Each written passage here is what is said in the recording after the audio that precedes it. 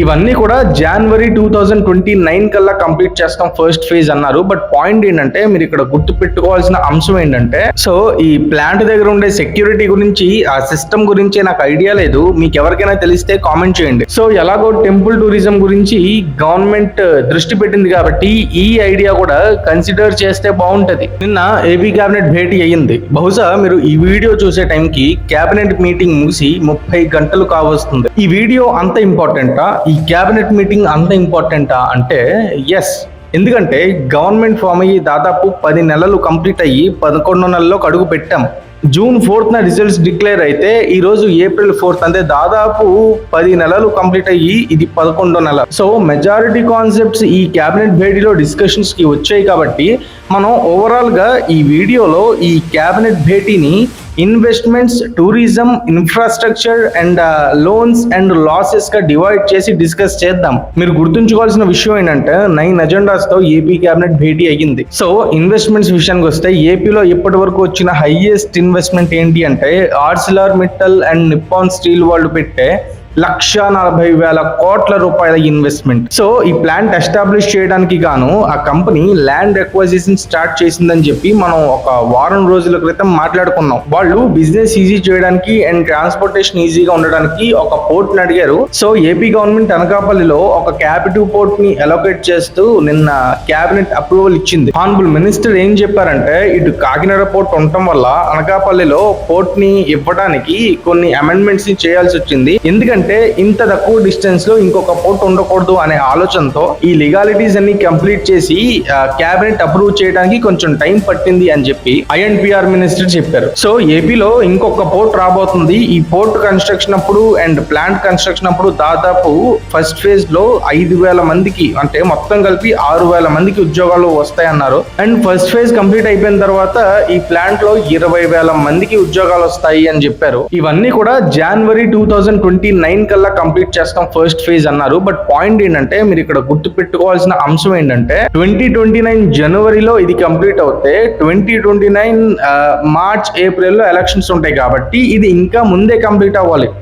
Dead line ఇంకా ముందుకే పెట్టుకోవాలి. బట్ గవర్నమెంట్ కావాలని ఇది లేట్ గా అవుతుందని చెప్తూ ఉండొచ్చు, లేదా ఇది పెద్ద ప్లాంట్ కాబట్టి 6-7 ఇయర్స్ పట్టే ప్రాసెస్ ని 5 ఏళ్ల కన్నా తక్కువకి కుదించి చెప్తా ఉండొచ్చు. అండ్ దాంతో పాటు విశాఖ స్టీల్ ప్లాంట్ అమ్మకాన్ని ఏపీ గవర్నమెంట్ ఆపింది. అండ్ ఆపడంతోనే కాకుండా అక్కడ ఇప్పటి వరకు సెంట్రల్ గవర్నమెంట్ ఫోర్స్ సెక్యూరిటీని ఇచ్చింది. అండ్ ఆర్థిక భారం అయినప్పటికీ కూడా అక్కడ స్టేట్ పోలీస్ ని సెక్యూరిటీగా పెడతామని చెప్పి క్యాబినెట్ అప్రూవ్ చేసింది. సో ఈ ప్లాంట్ దగ్గర ఉండే సెక్యూరిటీ గురించి, ఆ సిస్టమ్ గురించి నాకు ఐడియా లేదు. మీకు ఎవరికైనా తెలిస్తే కామెంట్ చేయండి. సో మన నెక్స్ట్ టాపిక్ వచ్చేసి టూరిజం. సో టూరిజం విషయానికి వస్తే ఏపీలో టూరిజం బూస్ట్ చేయడానికి ఈ 3 స్టార్ హోటల్స్ ఏవైతే ఉన్నాయో ఇవి చాలా వరకు వైన్ ని సప్లై చేస్తూ ఉంటాయి. సో బార్ లైసెన్స్ కోసం ఇప్పటి వరకు గవర్నమెంట్ 66 lakhs చార్జ్ చేసింది. అండ్ గవర్నమెంట్ చెప్పేది ఏంటంటే ఈ 66 lakhs ని 25 lakhs ని తగ్గించాం. దీనివల్ల ఈదర్ గవర్నమెంట్ కి ఎలాంటి నష్టం రాదు, ఎందుకంటే చాలా వరకు రెస్టారెంట్స్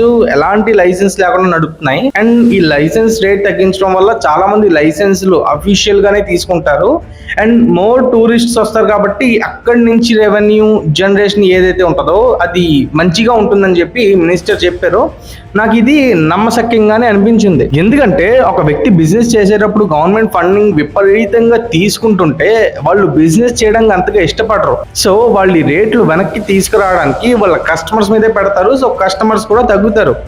మీకు ఒక ఎగ్జాంపుల్ చెప్పనా, చాలా మంది గోవా వెళ్ళటం మానేసి ఇండియాలో అయితే వరకల, కేరళలో ఉన్న వరకల వెళ్తున్నారు, లేకపోతే థాయిలాండ్ వెళ్తున్నారు. ఇక్కడ గోవాలో ఉన్నట్టు టెంపుల్స్ అటు వరకలలో ఉంటాయి, అటు థాయిలాండ్ లో కూడా ఉంటాయి. అండ్ గోవాలో మీరు ఉండే ఏదైతే ఎంటర్టైన్మెంట్ కావాలి అనుకుంటారో సేమ్ ఎంటర్టైన్మెంట్ మీకు ఇక్కడ కేరళలో ఉంటాయి, అటు థాయిలాండ్ లో కూడా ఉంటుంది. అయితే గోవాలో రేట్లు పెంచేయడం వల్ల టూరిస్టులు అందరూ థాయిలాండ్ కి షిఫ్ట్ అయ్యారు తప్ప గోవాకి ఎవరు వెళ్ళట్లేదు. బహుశా ఏపీ గవర్నమెంట్ ఇదే పాయింట్ ని కన్సిడరేషన్ లోకి తీసుకున్నట్టుంది. అండ్ మినిస్టర్ మాట్లాడుతూ టెంపుల్ టూరిజం ని ఇంకా ఎన్హాన్స్ చేస్తామన్నారు. అండ్ రీసెంట్ గా ఇంకొక ఒక 50 ఏళ్లకు సరిపడా ఈ తిరుమల తిరుపతి దేవస్థానంలో చాలా వరకు మార్పులు తీసుకొస్తామని చెప్పి ఏపీ సీఎం చెప్పారు. అండ్ నేషనల్ మీడియా కూడా అది ఫోకస్ చేసింది. మనం గవర్నమెంట్ ఫామ్ అయిన కొత్తల్లో అంటే ప్రమాణ స్వీకారం జరగనప్పుడు కూడా రాయలసీమ ని రాయల్ సీఎం గా మార్చండి, లేకపోతే టెంపుల్ టూరిజం కి టూరిజం హబ్ గా మార్చండి.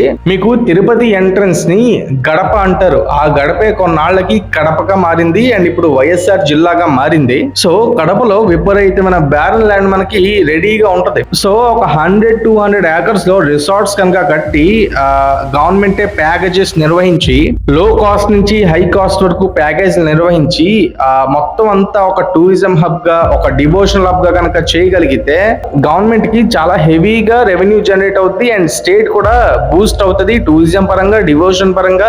సో ఎలాగో టెంపుల్ టూరిజం గురించి గవర్నమెంట్ దృష్టి పెట్టింది కాబట్టి ఈ ఐడియా కూడా కన్సిడర్ చేస్తే బాగుంటది. అంతేకాకుండా ఈ పోర్ట్ గురించి మాట్లాడుతూ మినిస్టర్ ఏమన్నారంటే మేము ఈ కోస్ట్ లైన్ ని కంప్లీట్ గా డెవలప్ చేస్తామన్నారు. సో జనవరిలో నేను ట్విట్టర్ లో ఒక పోస్ట్ చేశా. అదేంటంటే కాకినాడ బీచ్ లో ఒకప్పుడు జరిగిన డెవలప్మెంట్ ఏంటి, ఇప్పుడు అది ఏ పొజిషన్ లో ఉంది, జరిగిన డెవలప్మెంట్ మొత్తం ఎలా డిస్ట్రక్షన్ జరిగిందని చెప్పి పిన్ టు పిన్ ఒక ట్వీట్ వేస్తే కరెక్ట్ గా 2 నెలల తర్వాత ఆ హోల్ ప్రాజెక్ట్ ఏదైతే ఉందో అక్కడ మొత్తం చదును చేశారు. పబ్లిక్ ప్రైవేట్ పార్ట్నర్షిప్ లో కాకినాడ స్మార్ట్ సిటీ వాళ్ళు కొంతమందితో కొలాబరేట్ అయ్యి అక్కడంతా కూడా ఒక టూరిజం హబ్ గా చేద్దాం అనుకున్నారు. సో మంచి విషయం, విత్ ఇన్ 2 months లో అక్కడ డెవలప్మెంట్ స్టార్ట్ అయిందంటే గవర్నమెంట్ ప్రతిదీ కన్సిడర్ చేస్తుందని అర్థం. అండ్ ఇంకో పాయింట్ ఏంటంటే మినిస్టర్ ఇది మాట్లాడుతున్నప్పుడు వాళ్ళు చేస్తున్న రిజల్ట్స్ కూడా ప్రెస్ మీట్ లో చెప్పాల్సిన అవసరం ఉంది. సో గవర్నమెంట్ చేసే డెవలప్మెంట్ ఏదైతే ఉందో దాన్ని అనౌన్స్ చేయడమే కాకుండా ఆల్రెడీ జరుగుతున్న దాన్ని కూడా డిస్కస్ చేయాల్సిన అవసరం ఉంది. అండ్ ఇన్ఫ్రాస్ట్రక్చర్ విషయానికి వస్తే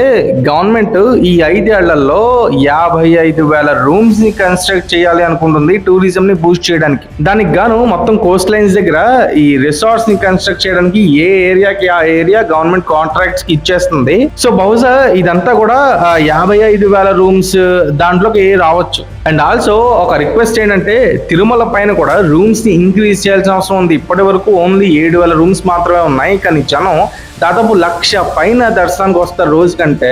ఖచ్చితంగా ఈ రూమ్స్ ని ఎంత కుదిరితే అంతవరకు కొండని డిస్టర్బ్ చేయకుండా పెంచాలి. సో వీటితో పాటు ఇరిగేషన్ డిపార్ట్మెంట్ లోకి వస్తే ఏపీ సీఎం రీసెంట్ గా బంగచర్ల అనే ప్రాజెక్ట్ ని అనౌన్స్ చేశారు. ఒకవేళ పోలవరం బంగచర్ల లింక్ అయ్యి మొత్తం కంప్లీట్ అయ్యింది అంటే ఏపీలో కరువు ప్రాంతం అనేది ఉండదు. అండ్ ఇప్పటి వరకు అయితే పోలవరం కాస్ట్ వచ్చేసి 55,000 కోట్లుగా ఉంది అండ్ బంకచర్ల ఎస్టిమేషన్ వచ్చేసి 80,000 కోట్లుగా ఉంది. సో గవర్నమెంట్ చెప్పేది ఏంటి, ఇది మేము 2029 కి కంప్లీట్ చేసేస్తాం అనట్లా, విచ్ ఇస్ ఇంపాసిబుల్. 2029 కి 80,000 కోట్లు పెట్టి కంప్లీట్ చేయడం అంటే అది ఇంపాసిబుల్. కాకపోతే పురోగతిలోకి తీసుకొస్తాం అంటున్నారు. కనీసం ఈ 5 years లో ఆ ప్రాజెక్ట్ ఒక 30% అయినా కంప్లీట్ అయ్యింది అంటే దాని తర్వాత అది ఆటో పైలట్ మోడ్ లోకి వెళ్ళిపోతుంది. సో ఈ ప్రాజెక్ట్ ని ఒక బాడీ మానిటర్ చేసేలాగా జలహారతి అనే కార్పొరేషన్ పెడతామని చెప్పి మినిస్టర్ చెప్పారు.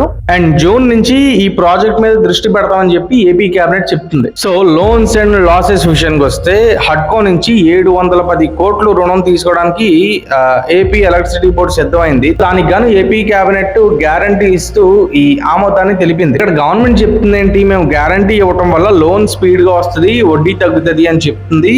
అండ్ దాంతో పాటు ఈ లోన్ రీపేమెంట్ చేసేది ఏపీ గవర్నమెంట్ కాదు, ఎలక్ట్రిసిటీ బోర్డు ఏదైతే ఉందో అదే రీపే చేస్తుంది అంటున్నారు. బట్ నా పాయింట్ ఏంటంటే ఇప్పటికే ఏపీ చాలా వరకు అప్పుల్లో కూలిపోయి ఉంది.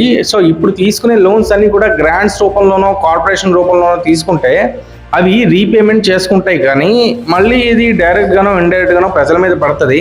ఎందుకో గవర్నమెంట్ గ్యారంటీ ఇవ్వడం నాకు కరెక్ట్ కాదు అనిపించింది. దీనిపైన మీ ఒపీనియన్ ఏంటనేది కామెంట్ చేయండి. అండ్ దాంతో పాటు గత గవర్నమెంట్ లో జగన్ గారు తీసుకున్న one of the worst decision, అంటే తీసుకున్నవన్నీ కూడా వర్స్ట్ డెసిషన్స్ అవ్వచ్చు, అందులో వన్ ఆఫ్ ది వర్స్ట్ ఏంటంటే ఈ రివర్స్ టెండరింగ్. సో నవయుగ అనే కంపెనీకి అండ్ కొన్ని కార్పొరేషన్స్ కి ఇచ్చిన ఈ గ్యారంటీస్ ఏవైతే ఉంటాయో, ఐ మీన్ ప్రాజెక్ట్స్ ఏవైతే ఉంటాయో అవన్నీ వెనక్కి తీసుకున్నారు. వెనక్కి తీసుకోవడం వల్ల కోర్టుకు వెళ్ళారు. కోర్టు ఏం చెప్పిందంటే వాళ్ళకి ఏదైతే లాస్ వచ్చిందో ఆ లాస్ ని ఏపీ గవర్నమెంట్ పూరించాలి అందే. సబ్జెక్ట్ కరెక్షన్ అరౌండ్ 1,700 కోట్లు ఏపీ గవర్నమెంట్ ఇప్పుడు వాళ్ళకి రీపే చేయాలి.